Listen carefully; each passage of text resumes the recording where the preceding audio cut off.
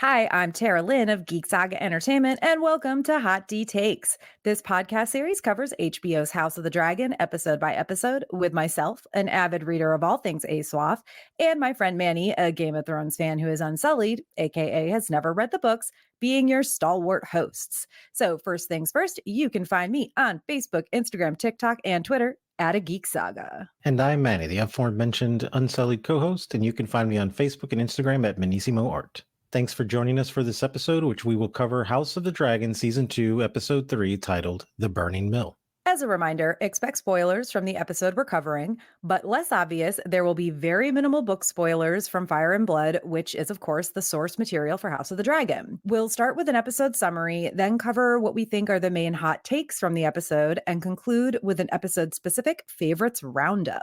We also have a rating system that we will, like true Targaryens, fill in when and where we please, or not at all. And that system includes rating things on a scale of 1 to 10 Targ eyebrows.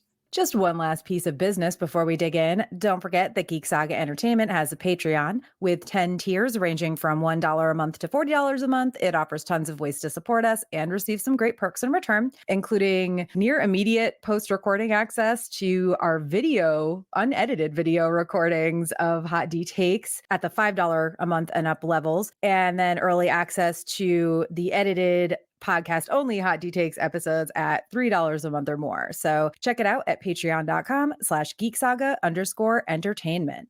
And now it's time for the long and the short of it, our weekly episode summary. If you thought we'd have to wait a bit to see what the titular burning mill was, well, no worries there. Right away, we meet Riverland residents Davos Blackwood and Aaron Bracken, here to use their long-running family feud and current opposing loyalties to properly decimate each other's households.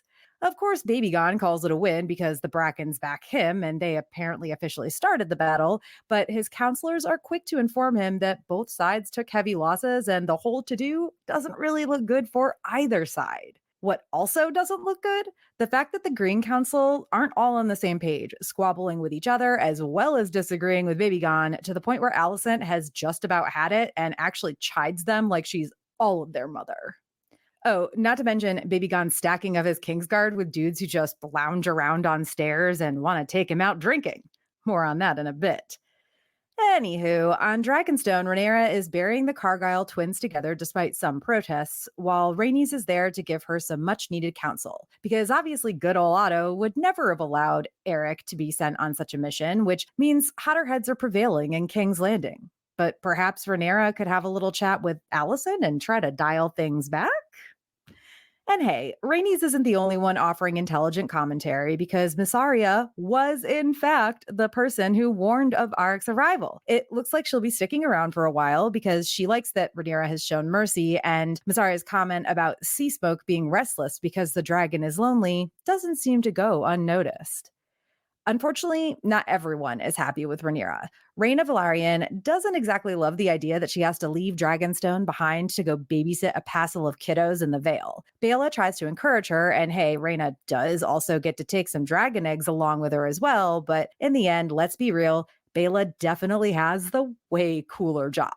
I mean, listen, she gets to dive bomb coleslaw on her dragon Moondancer, and that was for sure a sight to see.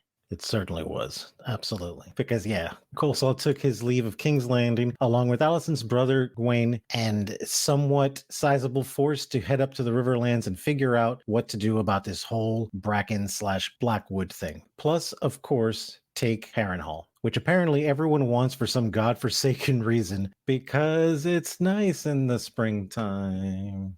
Daemon is in fact already there. He plopped Craxus down on one of Harrenhal's towers and claimed it for Rhaenyra. Militarily blonde, like it's hard way? Unfortunately now, he has the consistent leaking ceilings, visceral nightmares, and creepy women wandering around prophesying his death. Might be making him regret his decision. Perhaps not so much as this dude named Wolf surely regrets his decision to admit that he's a bastard Targ and then proclaim his support for Rhaenyra to his buddies at the pub right before Baby Gon busts in with his Kingsguard pals for a drunken night of debauchery. Or maybe not as much as Aemond might be regretting his decision to lay around and be vulnerable with Madame Sylvie once Baby Gon catches him doing so and viciously mocks him for it. And that's setting aside how much Rhaenyra surely regrets risking her life to sneak into King's Landing and have a chat with Alicent. Alicent, who might regret some of the things she's done that helped usher them to the brink of war, but who we guess doesn't regret them enough to renege the whole "I totes heard deathbed Viserys say Aegon should be king" platform. So, war is it then?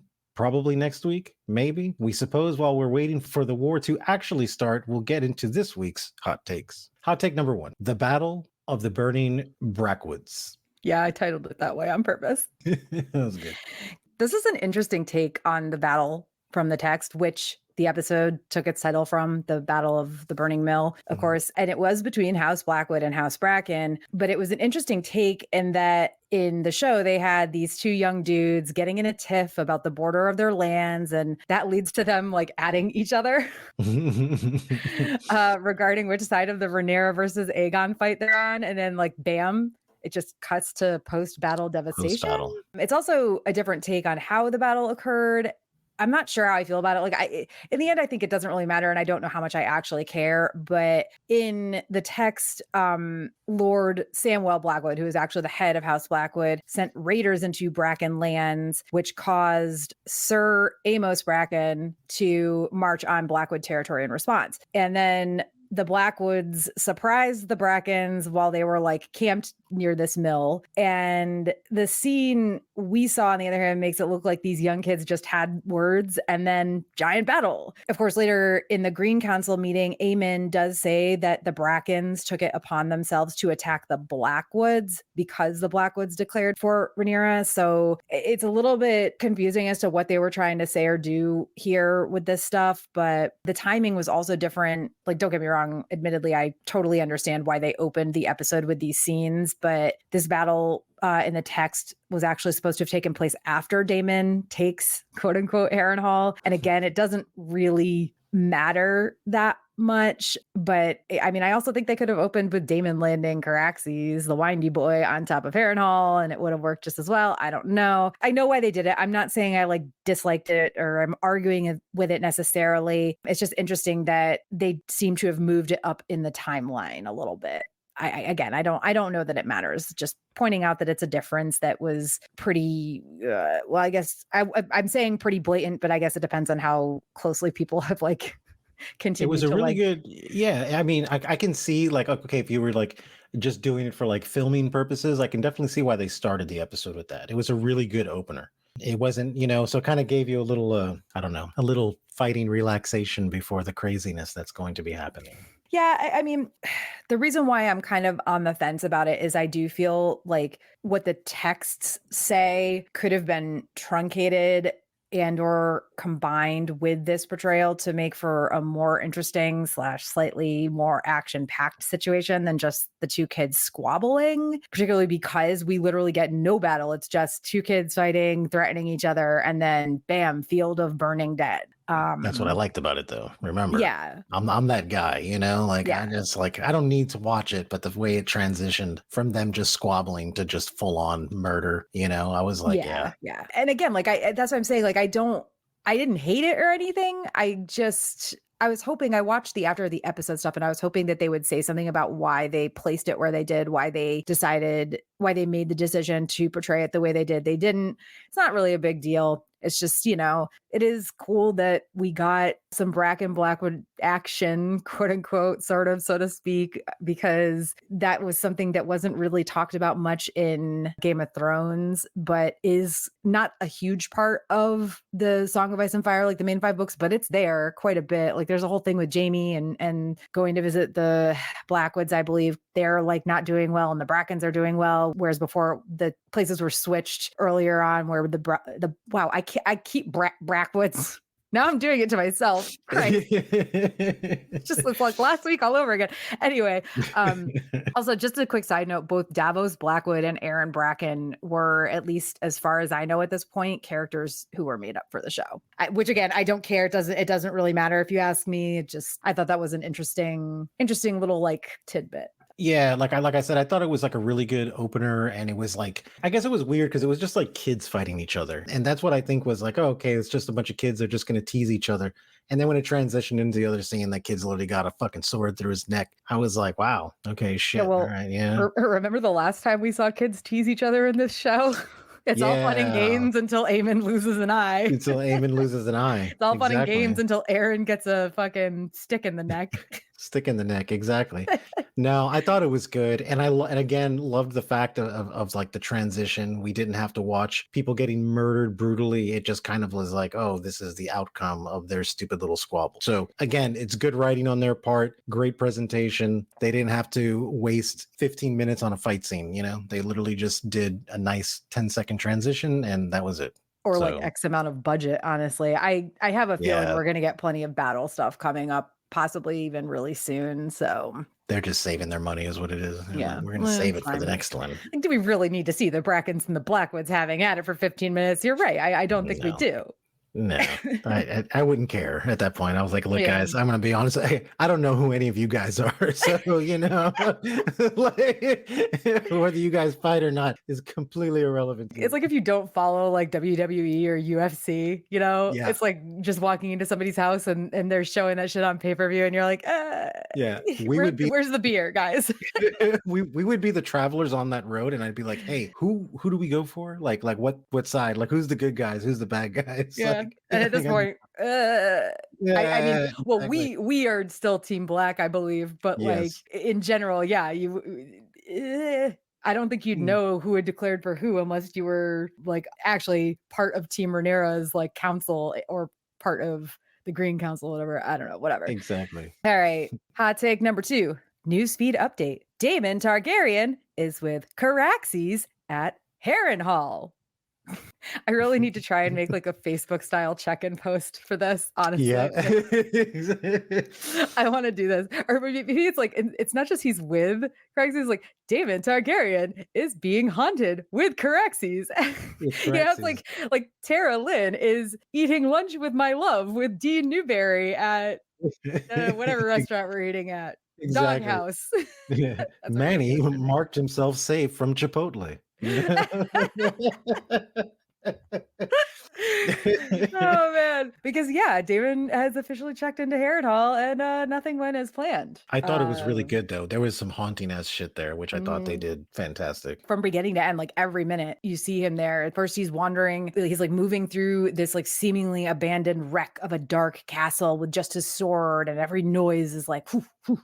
And the water dripping and everything is like Yeah. distracting. So to even like look around for somebody else or to even see, it's like you hear this water drips. Is it footsteps? It's weird and everything's echoey in there. It's crazy. They did a really good job, to be honest, a better job, I think, of showing the sort of like haunting of Harrenhal that Arya Hmm. was like so worried about slash maybe scared of in Game of Thrones. But in this episode, it like really looks and feels that way the whole time. Every scene with him there. I mean, I guess except for maybe when he's actually in the Great Hall with the Castellan. It's great. I do love the haunted feel of it. It's just right from the start, watching him move through this place. It's super eerie, honestly. Like I wasn't super familiar with Harrenhal. I didn't really know what he was walking into. But yeah, I don't know. There's something about a dilapidated castle that's just haunting. And then like I literally like laughed. I don't want to say like laughed out loud, like LOL, but I laughed technically out loud when he busted into the Great Hall and he's like, I'm taking Harrenhal. And it's just the Castellan and like a few dudes in there. And the guy's like, yeah, okay, whatever. Sure. Take it. I don't care.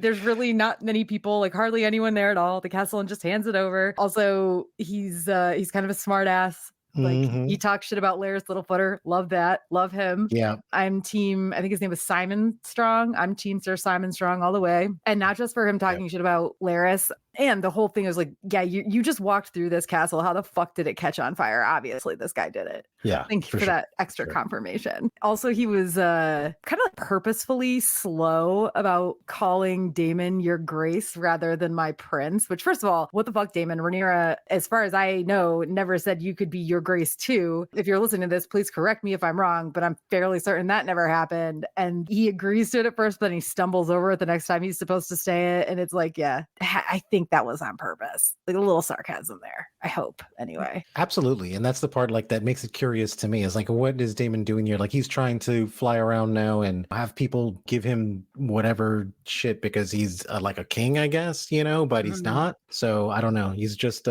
royalty by proxy, I guess. Yeah, he's her consort. He's not like a your grace of his own Yeah. accord, unless she has him crowned with her, I believe. Well, and I'm basing this on like actual real life monarchy. And I know this is fiction, but now you can start by talking about his dream because I know you were really excited about. I was excited because number one, it was completely fucking haunting. You have this girl sitting there sewing the head of this baby back on, and it turns around, and who is it? It's Millie Alcock, man. The original fucking Rhaenyra. I love her so much. So that was really awesome. I wish we got to meet under better circumstances again. But I guess, you know, baby's head's got to get sewn back on, I guess. Yeah, speaking of that, what the fuck? We talked about this in our last episode. I was like, yeah, we'll never have to see it again. Literally the next week, what the fuck? Never thought we'd have to see this creepy dead child thing again. And here we go. It came on screen. And like, no, look away, and it's like closer up. And the skin is all like gray. And young Rhaenyra is just like sewing this stuff. Like I hated the scene because I was so happy to see her again, but it was like under such bad terms where I was like, oh man, let's just put the baby away. Like, oh yeah. Well, and it also, what's interesting about it too, I think, is that what it says that it's young Rhaenyra who he's seeing and not the Rhaenyra he married and current Rhaenyra. It's young Rhaenyra, which is like, oh, I don't know how I feel about that. I feel a little weird about it, to be quite honest, for obvious reasons. Hopefully they're obvious anyway, but she was really important to him and whatever. It's a creepy child thing. I never wanted to see it again. Yeah, the creepy child thing was a bit much. I don't know. Maybe his dream was just associating. This is Rhaenyra when she was young. Here is a really young baby that you killed. Yeah, but also then he's like associating young Rhaenyra who he like made out with, right? Like, yep. Anyway, how fitting maybe that Alice Rivers, that's the name of the woman who Damon saw her in the Great Hall briefly, and then she appears to him in the Godswood when he like wakes up from, I guess, sleepwalking. That's what it looked like from his dream, and she tells him, "You will die in this place." She's played by Sheila the She-Wolf from Glow. Her real name is Gail Rankin. I haven't really looked into like all the people who are playing the new characters in this season. Maybe I should have. Maybe I'm like a bad viewer for that, but I never do that because I kind of like being a little surprised, hopefully pleasantly surprised. And I do like Alice a lot from the text. So you're a huge Glow fan too. So I thought you would also just appreciate. I loved it. I definitely appreciated it. I was very excited when I saw her. I was like, yes. I didn't even recognize her at first. I looked it up and I was like, oh shit, like that's why she looks familiar.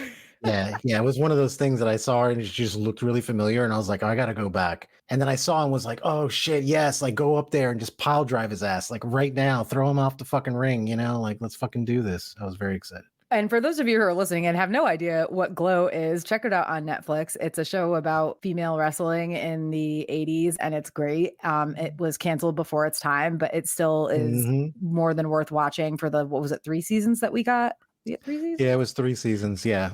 Part of the reason why I think she was she looked familiar but not quite recognizable is because in Glow she is dressed as a wolf person for most of the time, and not like a furry wolf person is like the easiest way I can think of to describe it. Anyway, moving on. Hot take number 3. Today on Hot D Takes. Which small council is worse, Baby Gon's or Rhaenyra's? I'm going to interject for a second to say, have you watched the show Evil, the TV show Evil? I think it's on CBS, which I guess means it's a Paramount Plus show. It has the guy who played Luke Cage in it. He's like one of the main characters. I'm blanking on his name. The main woman character had a big part in Westworld. Blanking on her name too. It doesn't really matter. But anyway, if anyone listening has watched the TV show Evil, I had to say that listening to Baby Gon's small council members talk over each other very much reminded me of the daughters in Evil doing the same. And like, this is something Dean and I have talked about when we've watched the show, is we think these girls have like an amazing acting coach, because it's literally like 4 children, 4 young girls talking all at the same time. And that was what the small council was. It was just a bunch of old men talking at the same time, talking over each other, whatever. And Allison's exasperation is real, y'all. It was good, man. It was good. I mean, was it though? Like, was it? Because No, it was good because it was chaos because I want them in chaos, you yeah, know? So yeah. I'm totally okay with that. But yeah, it was like completely fucking disorganized. It just goes to show like how ill prepared they're gonna be when the time comes because they just have no idea what Well, the and fuck they're also, doing. let's be real, good old Otto would have taken hand to that shit way Real quick. faster. Like fucking Coleslaw was just sitting there like, "Meh, durr." And Allison Yeah. was the one that had to speak up, which go Allison, honestly, on in that Hmm. respect. The problem is like, yes, the fucking Green Council isn't doing so hot, but also, like you said, which one is worse?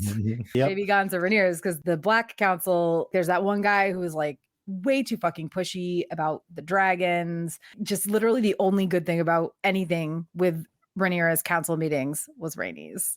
Oh yeah. The side Like eye. The on rainy fucking side point eye. again. Yep. On fucking point. She just knows, man.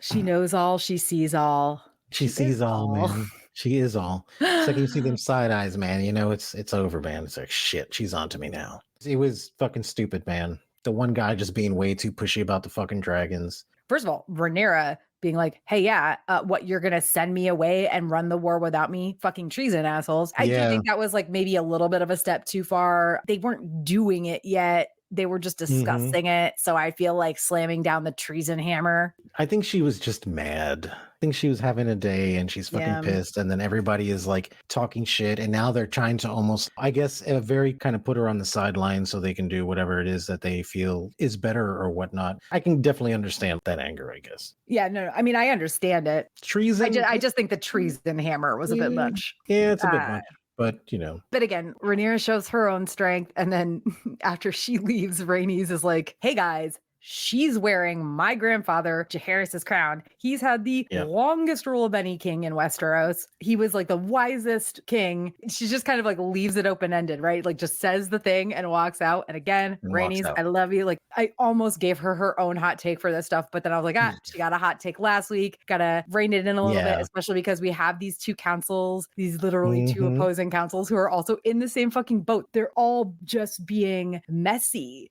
It's hilarious when it's just the fucking Green Council, but then when it's Rhaenyra's council as well, it's like, wait, no, I don't want this to also be bad. It's just in disarray, man. It's like nobody knows what to do anymore. Fuck, man. You know, this guy fucking on his dragon ate my kid, and then my fucking husband goes out and kills their fucking baby. And I feel like that just like ruined everything now. And now everybody's just kind of sitting there with their thumb up their ass because they're just like, we don't know what to do. Like, and I think in the end, I really think that like Rhaenyra and Alicent really don't want to go to war. You know, they just want to let this shit fucking. Rhaenyra wants her throne. That's her throne. I know she doesn't want to get it on a big pool of fucking blood. She just wants it because it's hers, you know? And then Alicent's not going to give it up because fever-ridden Viserys said something about a fairy tale. We'll get into Yeah. that for sure. I want to say the thing about these two councils and all the kind of posturing, especially this entire episode, really, last week was a lot of feelings. And this week was a lot of, I guess, posturing maybe isn't the right word, but it's like in Street Fighter, right? You got the two characters bouncing back and forth across from each other, Mhm. back and forth, and you're just waiting for it to go fight. Yeah, exactly. That's where we are It's gonna now. be the next episode, hopefully. Oh my god. Okay. Oh my god. Hot take number 4. Dragon seeds must watch their own necks indeed. As much as I respect that Ulf backs Rhaenyra and Jace even, maybe don't be going on about this while drinking in a King's Landing bar, my dude. Like, Yeah. it's one thing to be like, yeah, I'm a Targaryen bastard. Like, I'm half brother to Prince Daemon. And then also to be like, and I back Rhaenyra, and like Jaehaerys is the next true king after Rhaenyra. And Mhm. I don't know that there's like a ton to say about this hot take, but the reason why I wanted to make a point of it is because there have been some hints about possible bastards that could be considered dragon seeds already, because they Mhm. have, in this case, Targaryen and or Valyrian blood, because Valyrians have Targaryen blood. And that Mhm. was mainly the talk between Alan and Adam of Hull and their vague comments about Corlys. I don't know if non-book readers caught on to that, but maybe because I have read, and I am sorry if this seems a little spoilery for those who haven't read, but maybe because I have read when they were talking in last week's episode, Alan and Adam of Hull, Corlys owes us. To me, even if you haven't read, that seems more of a, we're making a point here. Well, why does he owe you? Well, but anyway, I still believe that this is the first time that someone actually outright stated, I am a Targaryen bastard and BT dubs were called dragon seeds. Obviously, that's a paraphrase. And the guy's saying it out loud in a bar. getting drunk and just like saying these things. It's like, dude, some things are just best left to inside thoughts. Well, yeah, but he had to get these other dudes to buy him a drink. Not that it mattered, because then, Aegon walked in and bought the whole bar drinks, but still, he didn't know that was going to happen. All right. Hot take number 5. Oh, yeah. There's a baby gone we know and don't love. First, Baby Gone listens to Larry's Littlefooter's quote unquote advice. Like, seriously, that guy. Yeah, what's up with Like, him, honestly? yeah. Yes, this is a side note, but what the fuck is Larry's plan? Is he just mad because Allison has coleslaw now, or is he just trying to stir a pot because he can? Again, that is a side note, but for real, does he know about Allie's Law? He does not ship Allie's Law, so he'd be big mad, and so he's like stirring a pot? Or is he just doing it, like you said, because he can? I really don't know with him. He's weird and creepy, and I hate him, and I hate looking at his face, and I hate hearing his voice, and I hate everything about it. What did he say to Aegon? He was like, well, there's some people who say, yeah, you should go out and fight because, you're the brave king, whatever. But then there's others who say that maybe they're in the shadows, like trying to push you to go out and fight so that Alicent and Aemond can rule here in King's Landing. And I don't want to get into this now, but especially from what we know, like from later in the episode, Alicent has some issues with Aemond. But even if she didn't, there's been no proof of that from anything they've done, particularly this season. I'm not saying that Alicent thinks Aegon is like the best king and super fit to rule or anything, but the idea that Littlefooter over here is just, he's fucking good old Gossip Otto now. Wasn't he the one who put the idea in Aegon's head that, oh, well, Otto was your dad's hand of the king? Oh, yeah, yeah. He was. So he fucking killed off good old Gossip Otto, and now he's writing in his stead. And I'm using the term writing like figuratively, obviously. Oh my God. Anyway, fucking Littlefooter. And Aegon listening to him is just, and also now he's the official master of whisperers. Like, Aegon, baby gone, my boy. Like, yes, we don't like you. And we're back to like being able to easily not like you from this episode. But also, what the fuck you doing? Making this guy your master, like putting this guy on the council. Ugh. There was like a lot of things. I felt like they kind of started off the season good with like Baby Gone because it made me question, where I was like, oh, okay, great. But now it was like, you're just an idiot and you're a bully. I know that shit with Aemon is like weird and shit, but like the way he went in there and just kind of like fucked with his brother. Like, I didn't like that. I was like, you know what, dude? I don't know. Like, sure, he looks like a good dude to the small folk, whatever, regular people. Yeah, he walks into that pub and buys it out, essentially, buys them all drinks. Great, fine, whatever. But then he drunkenly bursts into that brothel. Also, does not even remember Sylvie's name, then cackles about Aemond's presence, and even more so that Aemond is still with and or attached to his first. Yep. Gross, dude. I mean, actually, yes, do be. I take that back. Do be gross, okay? Baby Gone, do be gross, because I don't want to feel bad for you like I started to here and there in the first 2 episodes. Exactly. And it was such a shame because he walked in just all personable and he's just like, hey guys, drinks on me tonight. Yay, our king, like he just bought us all these drinks, and that's fucking great. But then he just went right into like asshole mode right after it. And even for someone like fucking Aemon, who I just think is a pretentious piece of shit, but then just watching him get fucked with by his fucking brother, I was like, dude, you're being an asshole, man. And that's your fucking brother. Like, I don't give a shit if you're the fucking king. Like, you're being a fucking dick. Well, yeah, I mean, he is a pretentious piece of shit. But as we talked about last week, we both really liked the fact that he was showing like some attachment to and vulnerability with Madame Sylvie. And now he has probably lost that for good. Exactly. Like certainly in the immediate, but possibly for good. Yeah. And like whatever bad person he's gonna be literally starts right there, because that was probably his only like solace at this point, to where it's like, this is where he gets to like feel at home and he gets to feel good. And now I feel like with that getting taken away from him, and now he's gonna have to go into full on like, it's like you're having a really deep conversation with a friend, either in person and somebody you're close to eavesdrops. Either someone drops some eaves on you, or you're like having it in text or on a private messaging service, and they look in your phone and like see your conversation, like, and then make fun of you for being a vulnerable person. Yep. which is not a bad thing, then that gets taken away from you. I mean, when I was in high school, I had a diary and I fucking wrote everything in that diary and I hit that diary really fucking well. And at one point, my dad decided like he thought I was doing something bad. P.S. I really wasn't. And he ransacked my fucking bedroom and closet and found my diary and read my diary. And since then, I've never felt comfortable writing like Writing a super diary. personal shit. I still keep a diary, but since then, I didn't write in it often. And I have avoided writing. I always think, well, if somebody ever reads this, what are they going to think? Like, what are they going to do to me? Now, Eamon's got that. And like with me, it was like, okay, well, now I just have to be uber careful. But with Eamon, I feel like it's going to be like, well, now I'm just going to be a dick. I mean, dude literally stood up fucking stark ass naked and we got to see his one eye, if you know what I mean.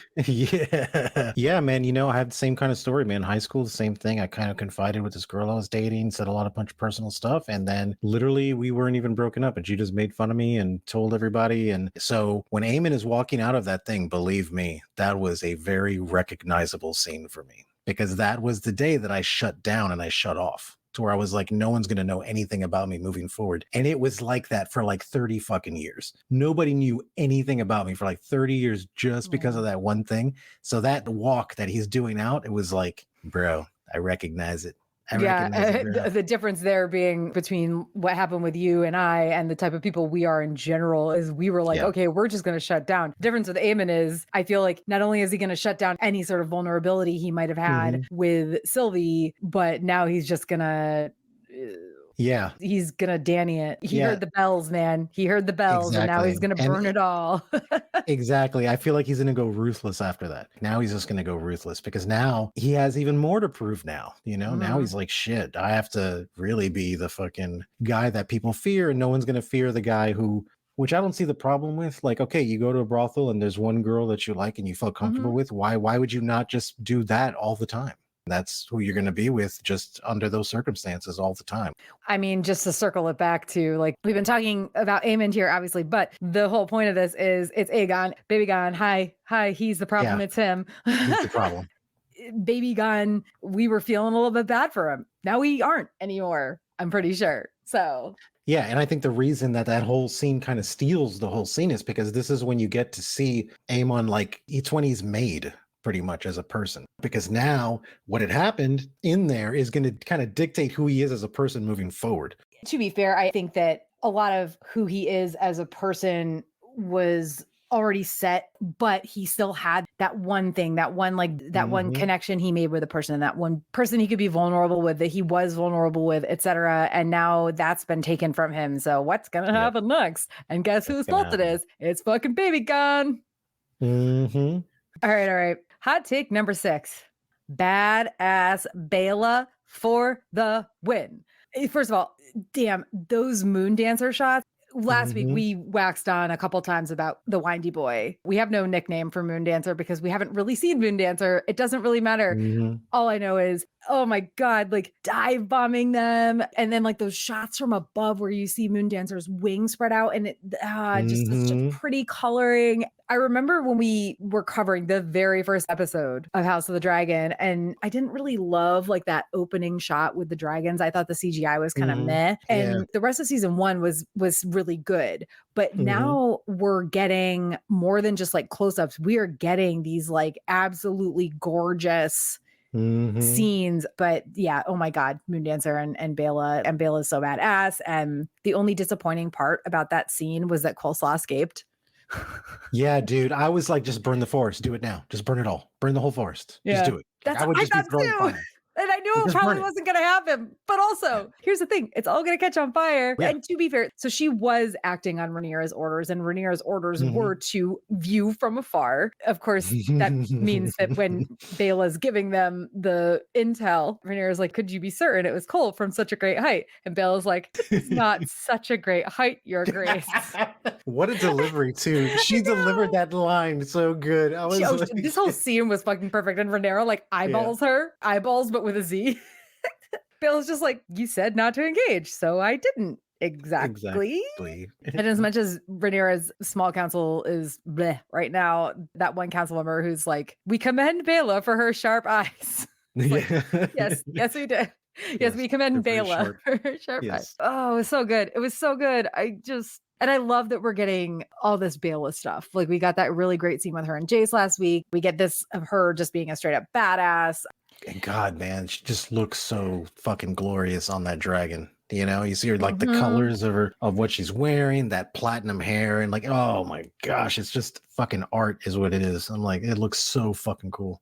Like I said, the only disappointing thing was that she didn't just she did always like, look, just make a circle and just work your way inward. Just work your way inward. I don't even think she'd have to do that. Like she saw exactly where they entered the forest. She could have, instead of ordering her dragon to like immediately go up, skirt up a little bit and start burning. Again, I know why she didn't. She is following her orders to kind of a certain extent, to the extent that she's not the one who is causing the war.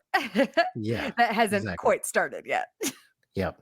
But it would have been nice to, you know, see that coleslaw on a nice like hot dog bun, you know, just roasted. Coleslaw and some pulled pork. Exactly. With a good like a mustard sauce from South Carolina or vinegar sauce from North Carolina, if that's the way you go. Oh my God. And they do say human tastes like pork. Oh man, now that is a cuisine that I'd love to dine on. I'm sure that's a cuisine Food Dancer would have loved to dine on. Okay, hot take number 7. Welcome to the club, Rhaenyra. She finally joins the Sneaking into King's Landing club. You know what? It just seems so easy. I was like, wow, man, you know, I can just put on the fake mustache, just kind of walk into King's Landing and be like, no, my name's not Manny. My name is Danny. It's different. You don't even need a mustache. You just need like a hoodie. I just need a hoodie. Or a hat. Yeah, dude. They're like, hey, that's Manny. And I'm like, no, wait a minute. And then they're like, oh, that's not Manny. He wears glasses. Let him in, you know? What the fuck? Oh my gosh, dude. How many sneaking in and entering we have already so far? It seems to happen a lot. And it's like, I don't know about the security that you guys have here, that people just be walking in and out. And I mean, Daemon showing up. I mean, they don't have CCTV, so no, they don't. But you know, I mean, and they don't have have social media. They don't have photographs. So yeah, when Masari was like, people don't know what you look like. It's like, yeah, well, she's right.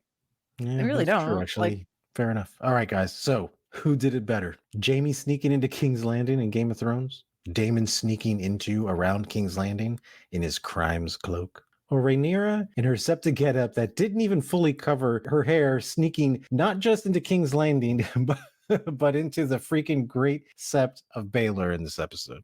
All of them are ridiculous. Like, as a viewer of a TV show, not one of them was unrecognizable. Probably Rhaenyra did it the best, because minus like you could see it's like when you're wearing a wig and it's not like pulled forward, or you haven't pulled your hair back, you're not wearing a wig cap, right? Like you don't have wig tape or toupee tape on, like holding shit in place.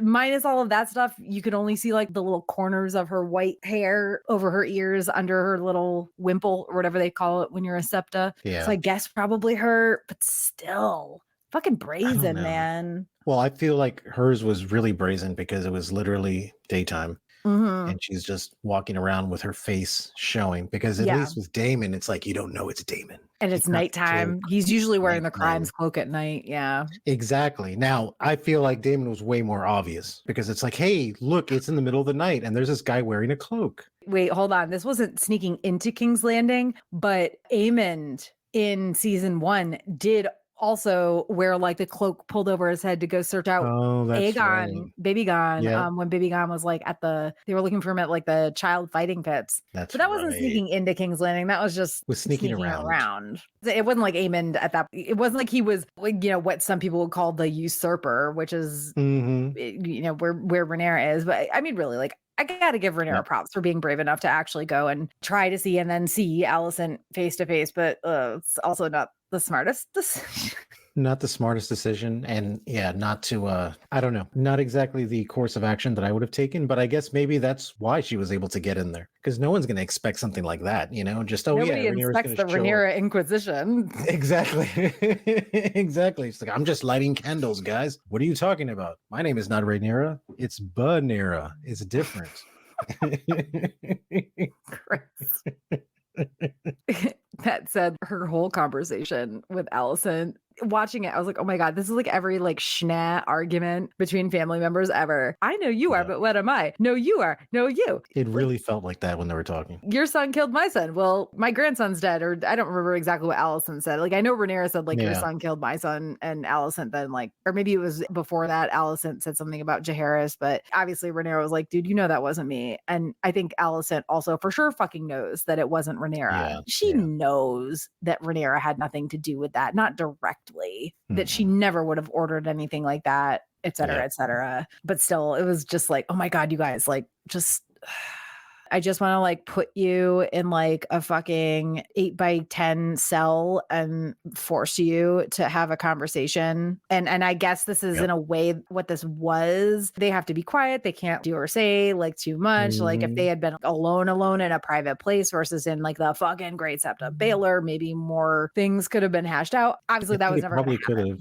No. Allison refusing to really hear or talk with, or I don't know, try at all is just so very Allison, when Rhaenyra is Mhm. the one who took the risk to do this thing because she knew that a letter, even if it got to Allison and wasn't seen by anyone else, would never suffice. I mean, she said that to Mhm. Visaria, like, I could send her a missive. That's never going to Yep. suffice. She has to hear it from my mouth. Rhaenyra Yep. took all the risk. I think what I really liked about that scene is that it reminded me of the good times they had when they were younger together. It was More. actually a mirror of the scene between the two of them in Yeah. The Great Sept in season 1. But yeah, no, you're right. It's a song that reminded of the good times. It's a song that Yeah. reminded of the best times. Oh, Yeah. the No, it was Sarah's boy.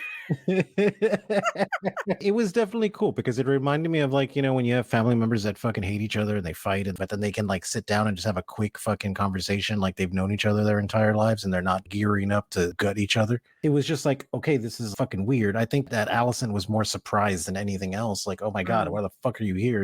Well, like then And Rhaenyra had like the knife on her, and Mhm. Allison's like, I could scream for my guards. And Rhaenyra's like, yeah, you could. And they'll kill me, but I'll kill you first. And then she's like, Yep. oh shit, I started this badly. Yeah, exactly. Like, hold on, let's start over Maybe I shouldn't have started again. this by like holding a knife in your side. I don't know. Maybe. Yeah.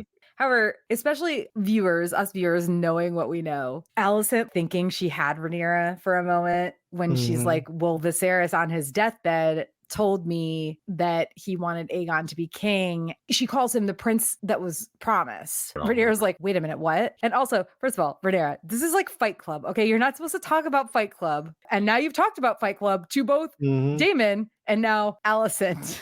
It never gets you the fucking reaction or Mhm. response or whatever that you want it to. So maybe stop talking about Fight Club. But yeah, Allison mentioning the prince who was promised thing, and Rhaenyra's like, oh my God, he talked to you about the Song of Ice and Fire. And Allison, it's like surprised Pikachu face. Yeah. Now Allison has taken over that meme. But yeah, then Rhaenyra says, like, it was a story. This is a story. It was a story my father told me. It's about Aegon the Conqueror. You see that, like, that dawning of realization and then the immediate shutdown of Alicent being like, no, absolutely not. Tell me how you feel about this. Maybe it was less that Alicent was like shutting down the idea that she misheard it and more about Mhm. her shutting down the idea of like, we can fix this. I think it was definitely shutting down the idea of we can fix this because Yeah. that was one thing that Allison told her that was totally correct, where she's just like, look, it's too late. They have definitely gone like a bridge too far at that point to where it's like, there's no coming back from this at this point. It has to continue exactly as it was. Now, did Allison realize that, yeah, okay, I fucking read it wrong? Yeah. Oh, absolutely. And we know that's going to weigh on her ass. Well, I hope But it is anyway. Jesus. yeah, but no, but like at this point, man, it's too fucking late. Two dead fucking kids. You have people fighting with each other and taking sides, and all this kind of shit. Dude, war is fucking coming, dude. And that train has left the station and the brakes don't work. It ain't stopping for anybody. Yeah. And I think that's what it was. It wasn't so much the shutdown of like, oh, I don't believe it. It was definitely, at least the way I took it, was definitely the shutdown of I can't admit to that because of how far we've gone right now. There's no turning back from this, so it's like you have to stick to your guns and keep believing whatever that lie is, whether Allison believes it was a lie or not. She has to believe it. On her part, it wasn't a lie to begin with, right? Now she No. might understand that it was miscommunication. I think to call it Allison lying is, and this is not me trying to reboard that. I'm not Yeah. boarding that Team Green propaganda train. Let me be very clear. But I don't think Allison was ever really lying. I thought she heard what she wanted to hear. And yeah, I think you're probably right. One thing I wanted to touch on about this conversation was Allison's comment, you know what Amond is. That was like interesting to me because in season 1, when Aemon gets his eye put out by Luke because he was like going after, I don't remember if it was Bela or Rhaena. I think it was Rhaena. Alicent is, I mean, she's in fucking mother bear mode and whatever. So when she says, you know what Aemon is, it's kind of like, really? I feel like you should be saying, you know what Aegon is. That was an interesting kind of admission on her part that she also knows that Aemond is the true danger, which of course even Daemon understands that Aemond is really the true danger out of the two of them. But interesting admission on her part. Wasn't expecting that. Nope. No one expects the Aemond Inquisition. No. How many times can I make that reference? It's not as good as my Jay-Z references from last week, I'll be honest. The takeaway for me there was that Alicent realized, you can see it in her face, that it dawned on her that she heard it wrong. But the problem is, can't go back. Everybody's already moving in that direction. That would mean that both of their children died for no reason. Or both, her grandkid or whatever. And it's like, yeah, but also like, okay, so a couple kids died for no reason and we're their parents, so we're upset about it. But now you're going to put the whole fucking realm into war. Oh, just saying. But I think there's a part of Alicent too that just wants to not feel weak.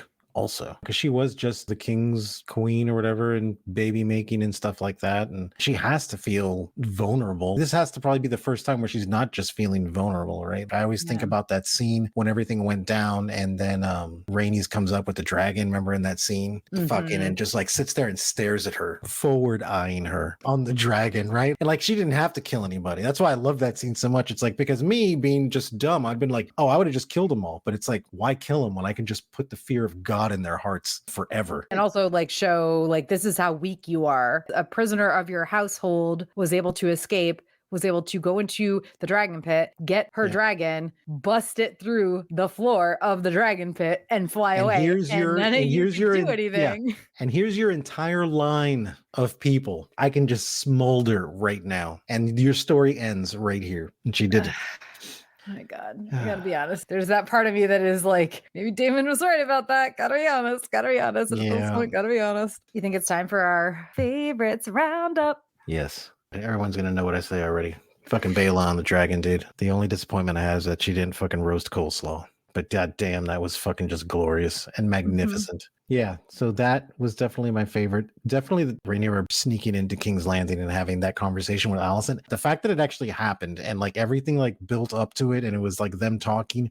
And then literally it was like two family members that are like supposed to kill each other, but they're having a conversation like, hey, bro, like they're just being family again for a quick second. I don't know. I thought that was great. Minus the just absolute silliness of her just like, I'm going to put on a septa outfit and nobody will recognize me. No one is going to recognize me. I mean, still, like I said, though, this is probably the best of them all. Let's be real. Yeah. Well, no, because she just did it very much in plain sight. And that's how you do these things, So she was like really, really good with that. I'm going to start with, I don't remember if I talked about this in our first episode, but I really did love the new opening credits when I saw them for the premiere. I thought the weaving of the tapestry, it felt a lot more like that sort of steampunky Game of Thrones opening that I also loved. One of the reasons why I loved that opening so much was because it did change depending on where you were going in the episode. Last season, it was fine. I didn't dislike the opening credits or anything, but this season, I liked it when I saw it for the first episode, but I skipped it last week. I'm mad at myself for skipping them last week. I feel like an idiot for doing so because I realized when I actually watched them all the way through this week that they added scenes from each episode to the tapestry. So obviously I will not be skipping the opening credits again. The scenes that they added, it was Jaehaerys and then the rat catchers being hung from last week, which I thought was I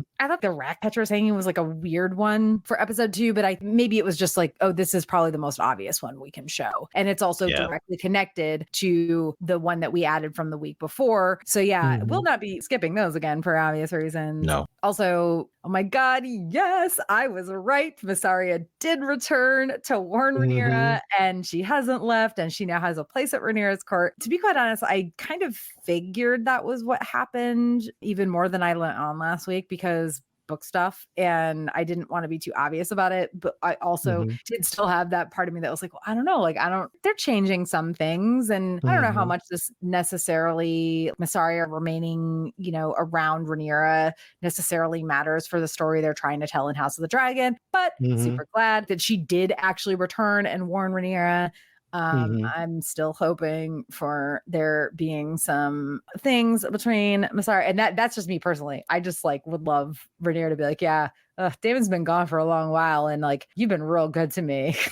My last one, while I feel bad for Rhaena for having to go play babysitter, she did have some dragon eggs sent with her. And that is very important because 3 of those 4 dragon eggs were Dany's dragon eggs. When I saw them in the episode last night, when Dean and I were watching it, I was like, no, wait, hold on, rewind, go back. And I looked at them and I was like, oh shit, those are definitely 3 of those for sure are Dany's dragon eggs. So that was just a nice Easter eggs, if you will. But I don't know if you noticed that, but I just thought that all dragon eggs looked the same. No.